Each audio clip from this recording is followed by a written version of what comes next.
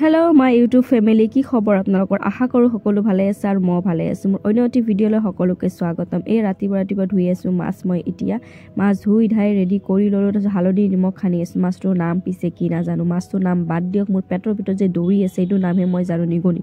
এই নিগনিটোৱে মোৰ ইমান ডিষ্টাৰ্ব দি আছে মানে পেটৰ ভিতৰত, একদম মানে ভোকত জ্বালাত মই থাকিব পৰা নাই। সেইকাৰণে মই কি কৰিলোঁ, মাছ থৈ হাত ধুই মই ৰুটি আৰু বুট ভাজি ল'লোঁ। ৰুটি বনাওঁতেও টাইম লাগে, ভোকে আৰু মোক কৈ আছে জল্দি জল্দি বনা বুলি। নাই, কিবাকৈ হৈ গ'ল। তাৰপিছত ৰুটি ভাজি খোৱাৰ পিছত এখনেই খাব পালোঁ। তাৰপিছত এই কামত লাগি গ'লোঁ নহয়। ছোৱালীজনী মুড়ি টেমাটো গোটেই পেলাই গোটেই মুড়ি কৰিলে ঘৰত, আৰু তাকে মাতি আছোঁ ধমকি দিবৰ কাৰণে, কিন্তু তাই নুশুনে। গোটেই ঘৰটো দৌৰা দৌৰি কৰি পাগল কৰি দিছে মোক একেবাৰে।